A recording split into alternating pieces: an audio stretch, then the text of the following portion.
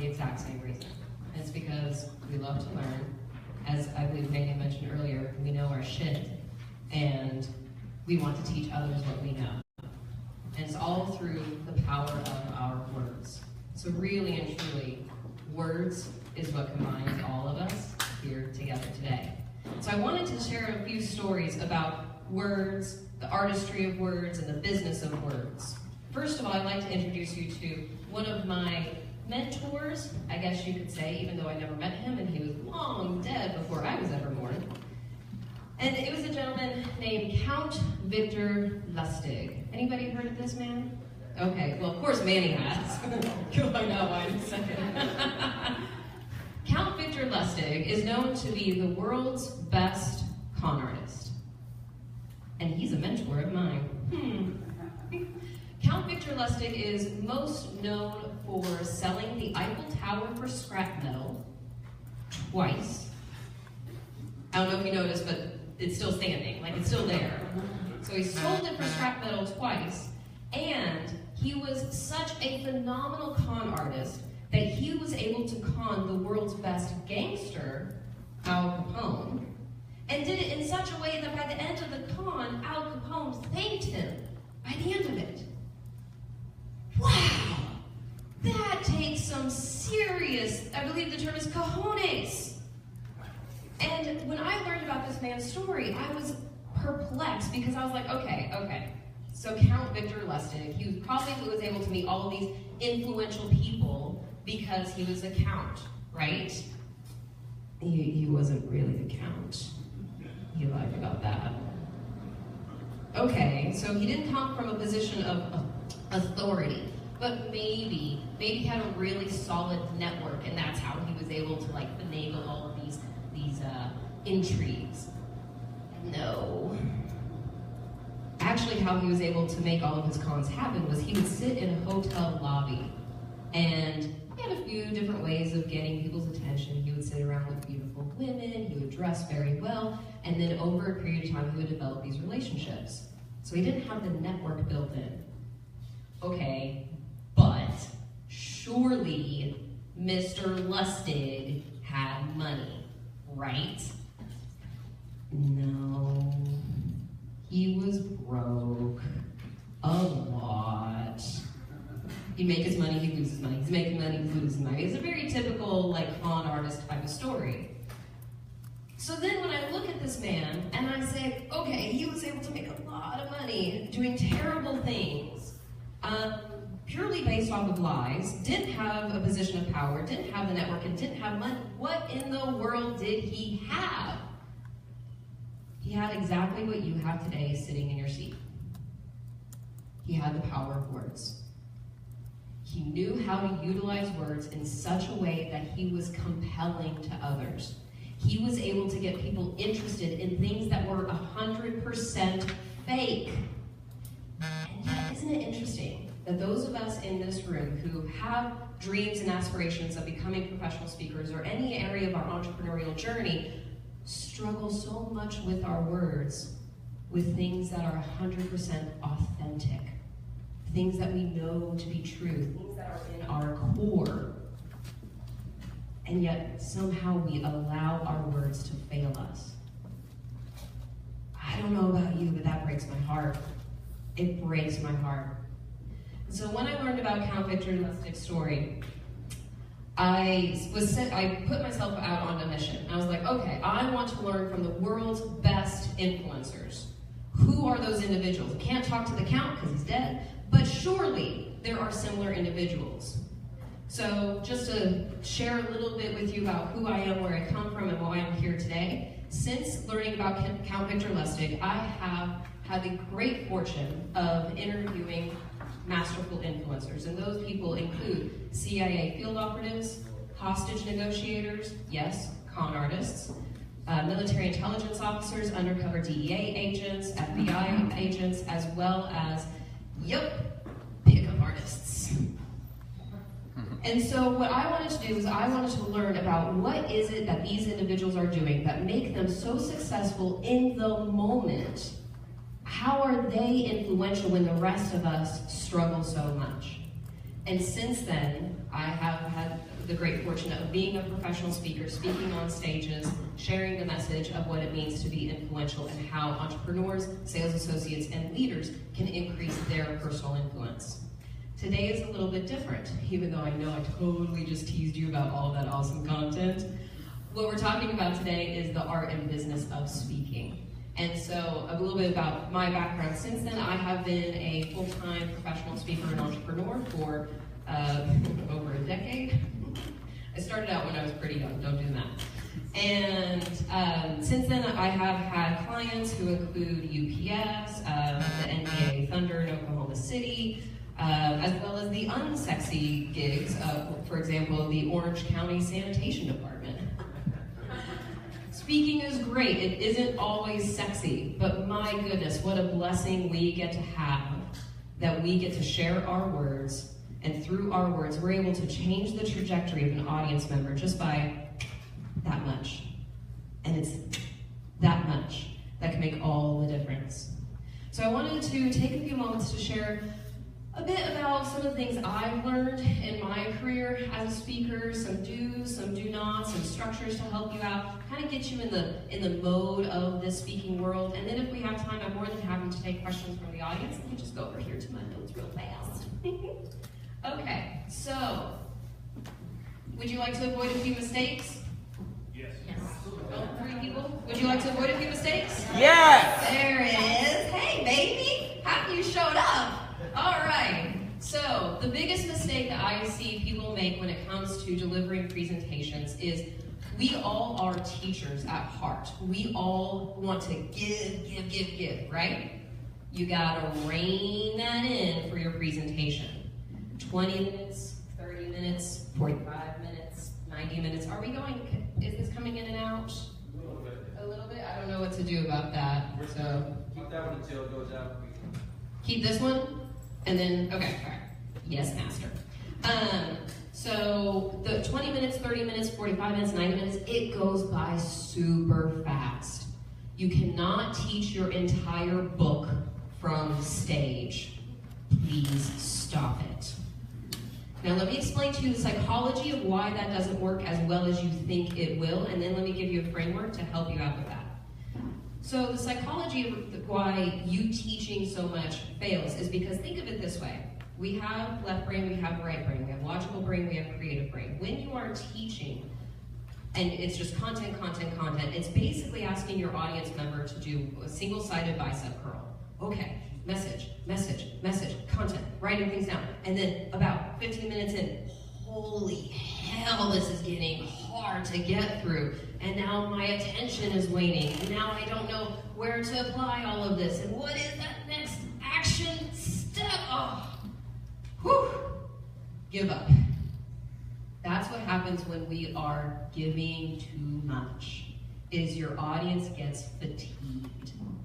And so things that we need to do to improve that presentation is to make sure we are incorporating that right brain learning side, to include those stories, like Count Victor Lustig and the power of his words. So to help rein it in, there's a simple structure that I always keep in mind to make sure that I'm not jam-packing my presentation with too much. And that is 3 simple questions. What is it that I want my audience to think differently by the end of my presentation? How do I want them to feel differently by the end of my presentation? And what do I want them to do differently by the end of my presentation? Think, feel, do. And it cannot be a 7-step formula. 1 aha perspective shift, 1 emotional moment, and 1 specific action item. Trust me, that's plenty. That's plenty to focus in on. And then when you have your 3 sentences around that, that's when you start to build out the presentation. The worst question you can ask yourself, and this is a lesson I learned from my Yodas and Mr. Miyagi's of influence. The worst question you can ask yourself is, what should I say? It's very counterintuitive. What should I say now puts all of this pressure on you You are now going inward to find your message, and all of the nervousness starts to come out because now it's coming out of you to the audience. Versus, a better question to ask yourself is, what do I need to know? Meaning, what do I need to know about my audience? What do I need to know? How can I get into their minds? What are the beliefs? And get ready for the note-taking session because I'm feeling it coming on, all right? What are the beliefs that they currently have that are holding them back? What are they currently doing that they think is right, but is actually wrong? And then going along that think, feel, do framework, how do they currently feel about something, about this problem, about this perspective that I can shift to make it more empowering for them, or fun for them, or joyous for them, whatever that emotion is that you want to tap into. What do I need to know? Then, after you go through that brainstorming and you're in the mind of your audience member, it is as if your audience is saying, tell me this. Teach me this. I need this. And all you're doing is just crafting it. Your audience member is already that marble. You're just chipping away to find their perfect David. It's not what should I say, because that is such a scary and egotistical place to come from. Your audience will always let you know what they need to hear. All right. A little bit, so, sorry, just because I want to give you resources. If you go to mindreaderblueprint.com, there's a few other helpful questions for that will help you with this. I also have a resource center, maybe, don't want to forget about that. But Mind Reader Blueprint will help you out with that. So, a few things on, that's a little bit on the art side of speaking. And another mistake that I see a lot of new speakers make is it's very likely that quite a few of you in here have phenomenal stories. That you came from some tough situation, that you had an aha moment, you pulled yourself from your bootstraps, or you climbed Mount Everest, or whatever that may be. And as a human being, to you, fellow human being, congratulations. That is amazing. I am in awe of you. I am less than you, 100%. That is not what your speech is about. It ain't about you, honey. No matter how amazing that story is. The speakers that you see that have moved you in the past, that have that amazing story, it looks as though they're just sharing their story and you feel empowered by it, you feel inspired. But the best speakers, the ones that share that story, are the ones that still reflect it back to the audience member. That share stories that the audience member can connect with. I cannot connect with Mount Everest unless the speaker makes a parallel analogy, a parallel story for me to connect with out of my daily life.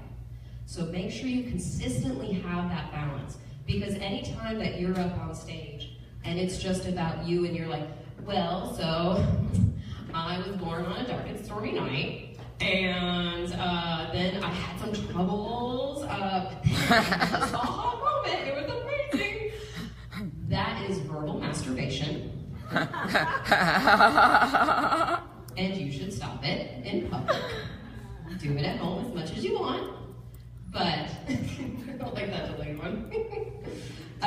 So be very aware that no matter how amazing your story is, that it still is not your crutch to an amazing presentation. The only way the audience feels that is when your story reverberates to them and reflects to them and how they can use it, they can use this analogy, this allegory in their life. How are we doing time-wise, Mr. Ever? Okay, great. That's a perfect amount for questions. So let me jump into the audience. I'm more than happy to share lessons I've learned, resources that I've had, the business side of speaking, and yes, sir, go for it. When you began that, how did you transition into speaking? Right? I mean, what were you doing beforehand? And you were like, oh, this is gonna, so he asked me, he specifically said when you started a decade ago. I felt that little jab when he said it too. So he said, when you started, how did you transition into speaking? So I'm going to give you an answer that's probably going to let you down. I did nothing before this. This is how I started out. I'm fortunate in the fact that my father was involved in the National Speakers Association, and so we had speakers flying in that would stay at our house. So I always knew that this was a profession. I knew that this existed. I had a quote-unquote real job doing PR for a national nonprofit for 11 months. I couldn't make it to the 12th. And then I was jaded for working for the man. And so that's when I started my career. And I initially started out as a presentation skills coach because I have an acting background. And so I help people with their presentation skills. That evolved to me becoming a speechwriter for executives and politicians. And after I did that for about 6 years, I felt like I had reached, like there wasn't anything else to learn about presentation skills. Like once you learn it, there's not much further to go. And then that's what sent me on this journey about influence. Because when you're speaking on stage, I say that you can be highly persuasive from the platform, but you're being persuasive with a net. Meaning, you guys are socially wired to shut up while I'm talking, while I'm up here, right? I can prepare my marks, I can have slides, I have notes, I have a PA system. All of these things help me be more persuasive. Versus in daily life, when you're having a conversation with somebody could interrupt, you could stop listening, you could look at your phone. And so that's when I want to learn the next level of influence is how do those people do it in daily life. And they were in the major leagues where it's literally life and death situations based off of what somebody says. And then I love to just bring it down to the minors for those of us who just want to, make some money in business and enjoy doing it. So that's been the hero's journey, I believe is the term. Yeah, absolutely. Other questions? I am 100% here for you, nitty-gritty details, everything. Go for it. I'd like to expand on what you just said a little while ago about how great speakers, even though it seems like they're telling you their story, it's all about connecting to you. It's a cornerstone of what I'm interested in, what I teach, and love to hear your take on that. How do you differentiate between sort of almost a self-focused story and a story that is your story, but is serving the audience? Great. So when you're thinking, and this is specifically, so to reiterate what Manny just asked, is for me to expand upon those speakers that are telling their stories, but then the ones that do it really well, that still connect with the audience feels like they've learned something. So that tends to be more in the keynote realm of professional speaking. So there's different types of speeches. There's the keynote, which tends to be 45 minutes to 90 minutes. Tends to be an opening keynote, a luncheon keynote, or a closing keynote. I tend to be an opening keynote because everything I teach, they can use while they're networking and they can observe things about people and those cool techniques. Then there are breakout sessions, which tend to be more workshop-y. Then there's full-on workshops, half-days, multi-day retreats. So that's kind of the lingo. So specifically for keynotes, kind of in a motivational sense.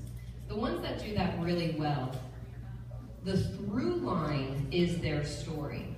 But the ones that take breaks from the story and pull out vignettes in the middle of that story, and those vignettes are the ones that connect to the audience. So for example, if I'm talking about I'm climbing Mount Everest, and this is probably how Sharí would climb Mount Everest, and then I would talk about how I reached base camp 2.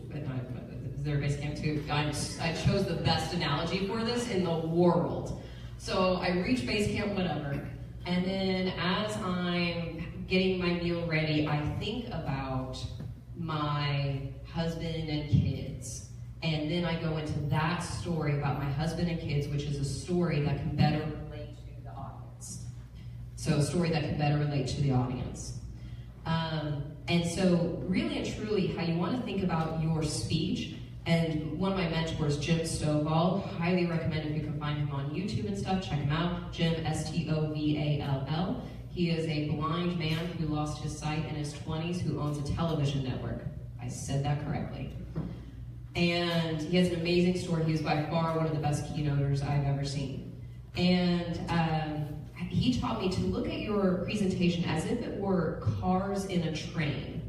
That every section of your speech should be able to connect well, have good segues, but if you need to remove a section for time's sake, the speech can still work together well. If you have an acting background or have ever studied plays or movies, every scene in a movie is self-contained. That there is a beginning, a middle, and an end, and an arc for the character in every scene of the movie. But the movie itself, it has its own arc as well. Your speech needs to be the same. That every story needs to have its arc. There needs to be a point to every story connected to it. There needs to be a beginning and an end to it, and then it smoothly transitions you into the next part of the train, and so on and so forth. A little pro tip about that removing carts of the train. As you get into the speaking circuit, one thing that you will learn is they are always running behind. And as the paid professional, it is your job to adjust your speech on the fly. So I've had 45-minute keynotes be cut down to 15 minutes because the president went an hour and a half too long. That's my job. It's my job to make that look seamless. And yes, I still get paid the full freaking fee, even though I cut it down to 15 minutes. So that's, again, where you want to get strategic with the speech of like, okay, I know here's my 15-minute version, here's my 30-minute, here's my 45-minute. I just take out these sections. I still got my great beginning, I got my great end, I got the middle, we're good to go. So that's how you want to think of it. And so if you have a through-line story, look at the sections of it, of the aha moments along the way. 3 main points should be plenty. You have your opening, main point 1, story, example, main point 2, story, example, main point 3, story, example, wrap it up with a powerful closing. Does that help? Perfect. Great. Yes, sir? Oh, that was just thumbs up? I will accept your thumbs up. It was thorough. Yes, sir? What are some early mistakes that I actually mitigate those? How dare you? I never made any mistakes ever. What are some early mistakes that I made? So keep in mind, when I started, I was young, which means I was naive. So I was blessed with the fact that I didn't know any better, and I just jumped in and looked like a fool doing it. So I'd say the biggest, and still to this day, the biggest mistake I make is trying to put too much in my presentation and teaching too much. Still to this day, my keynote, I'm working on where else can I cut, because I want to expand upon stories. Other mistakes, I think early on, okay, I'll share this with you. My ego might have been a little bit bigger than you're seeing today. I felt, because again, I was around a lot of these powerful speakers from the National Speakers Association who are earning so much per keynote and all that stuff. And so I thought whenever I walk into the venue, I gotta be like, okay, I've arrived. Where is my water? Where is my, making things, wanting everything to be set up perfectly. So I was a little bit of an asshole. And so now it's just like it's a team effort. I'm here for the team. Don't expect this life to be extremely glamorous. Yes, I get picked up by cars. Yes, I can fly first class, all that stuff. But I've also stayed in dinky motels, have to drive hours to a small town I've never heard of. And to me, that is the sacrifice of this business that I'm more than happy to make, because I get to help audience members make that shift. Make sense? Is there another mistake you were looking for me to make? Did I miss a good one that I could touch on? Speaking's not an intuitive thing for a lot of us. Okay, so another thing that I see, I didn't make this mistake simply because I have the theater background, so I was well prepared. I was trained to be prepared. One thing that I see people who are naturally skilled speakers, who are naturally charismatic, and this is the phrase that whenever I'm coaching a client, I'm like, okay, red flag.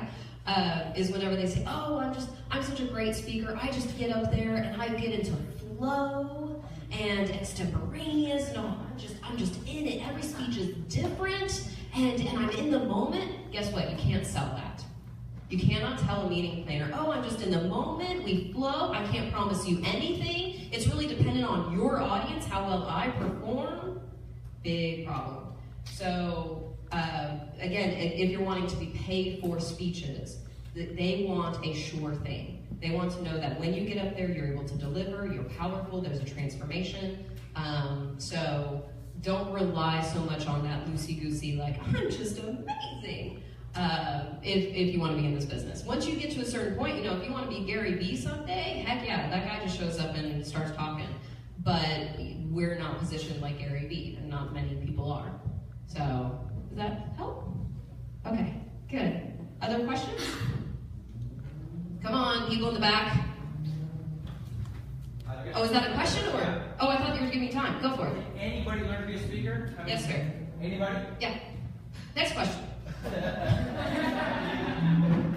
Yes, because I think where most people go wrong is they think they have to be like that speaker, or like that speaker, or like that speaker. And that is always a losing battle. And that's true in any endeavor whatsoever. If you start playing the comparison game, you are choosing to lose every single time. So the strength comes from, and this takes a lot of the inner work, is what makes me unique, what makes me special. I'm a little kooky, I do some voices, I got big crazy hair, I like wearing big bright blue shoes, I connect well with the audience, I can take Q&A, but that may not be somebody else's strength. If they try to be me, they will only be a lesser version of me.